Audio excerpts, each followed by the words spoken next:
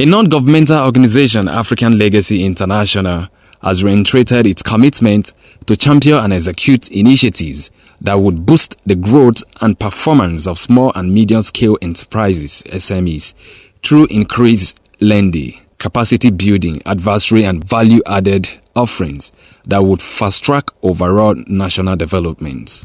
The group gave the assurance during the second of its program tagged Emerging Business Destination Summits 2018, which held in Abuja. The summit, which brought together African heads of government, captains of industry, diplomats, international business executives, management specialists, investors, consultants, scholars, researchers, and other stakeholders across the continent, was to promote African businesses and create opportunities for startups. While declaring the summit open, the international president of the organization, Engineer Innocent Ugu, in his opening address, highlighted the importance of the summit. We consider it a rare privilege and honor to have you in our midst, being humbled by your presence, which has been immeasurable, valued, and source of encouragement in the pursuit of our corporate essence over the years.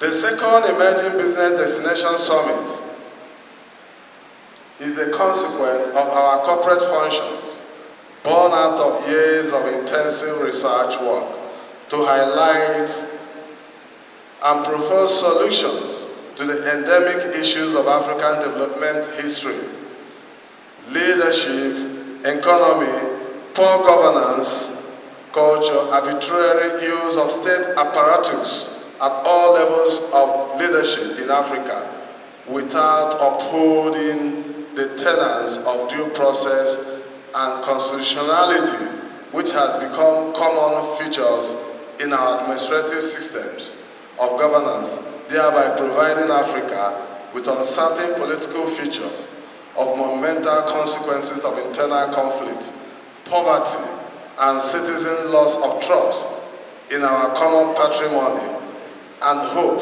of our indivisible and united continent.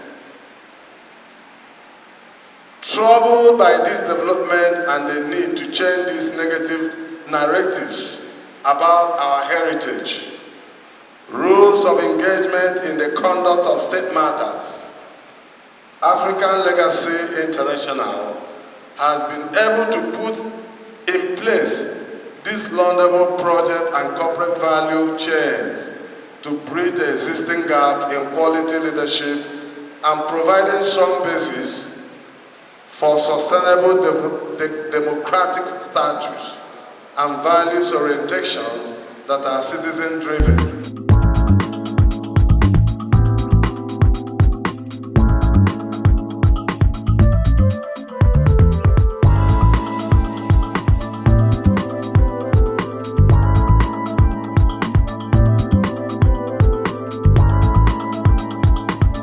The summit, which attracted high-profile personalities, was one of its kind to be remembered, as High Chief George I.O. Bucknor emphasized on the negative effects of gas emission on the oil-producing communities in Nigeria.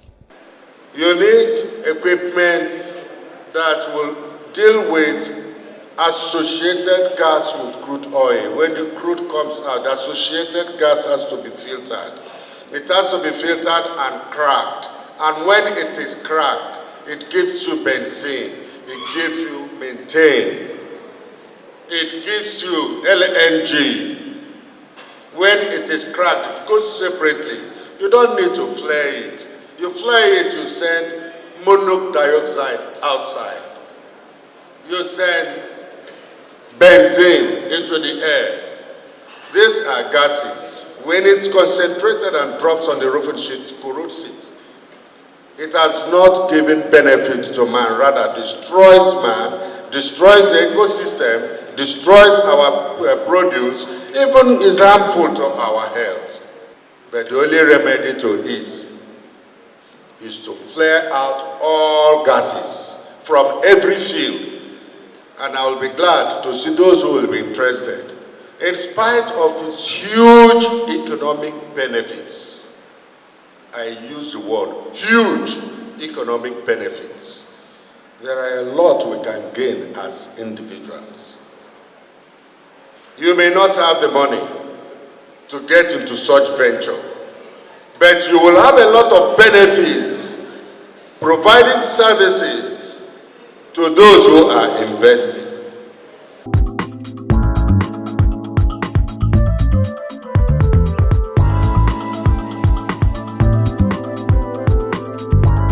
A UN diplomat, His Excellency Ambassador Dr. Haitian Abu Said, who was a special guest of honor, spoke on the Human Rights Guide and Sustainable Development Goals. Business should support and respect the protection of intensive, kindly proclaimed human rights. This is what I was saying. This is the principle number one. The major headlines is human rights. And this is why I'm here today. Because we cannot go on with businesses without guaranteeing the other aspects of human rights that I'm going to light on today.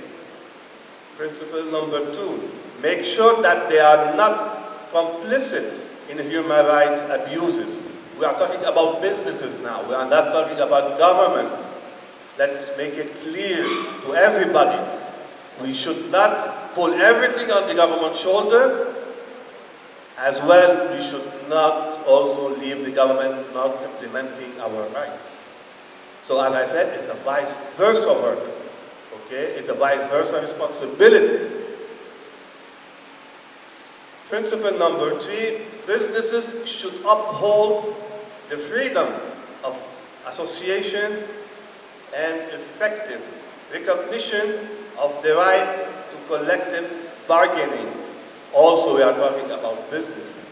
So the 10 principles that I'm going to talk about today are related to the business sector and not to the government sector, and I'm going to go after to the business sector to end up what we are going to do in Nigeria. Principle number 4,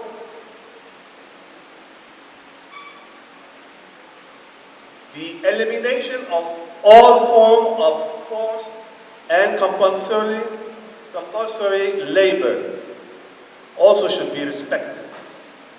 Principle number 5, the effective abolition of the child labor also should be respected.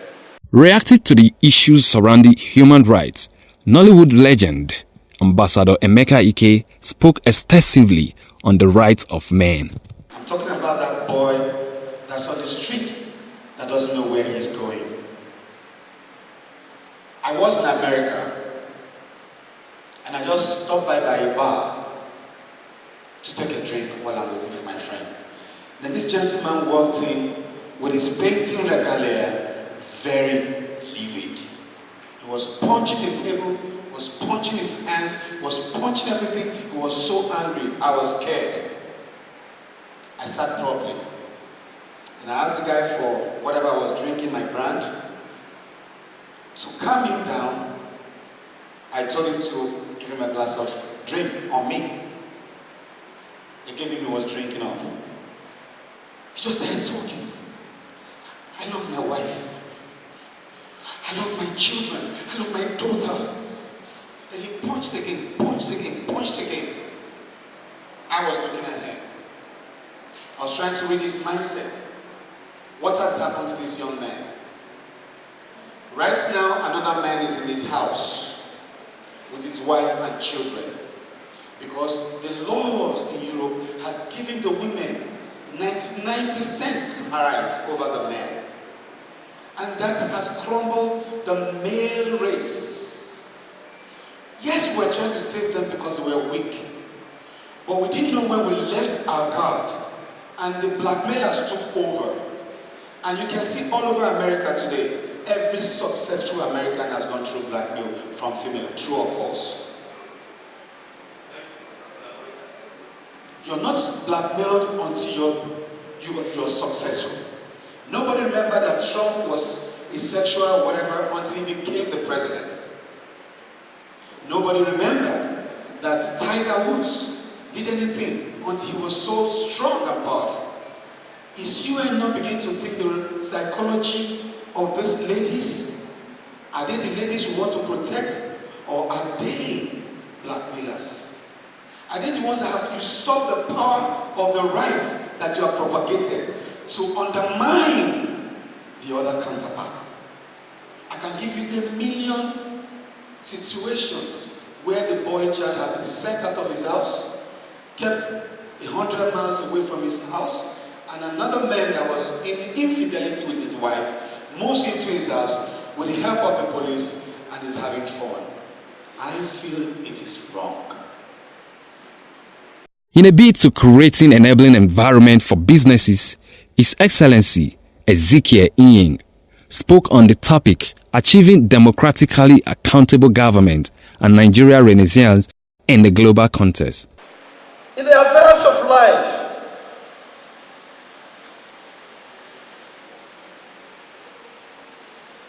you cannot continue to do business in an environment that is not conducive. I am presenting a paper, Achieving Democratically Accountable Government and Nigerian Renaissance in the Global Context. Can you see the topic like this? Achieving Democratically Accountable Government and Nigerian Renaissance in the Global Context.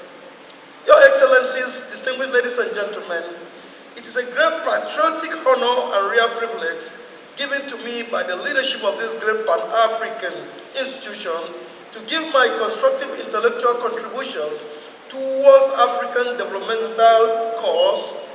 It is a matter of urgent necessity for great leaders of thought.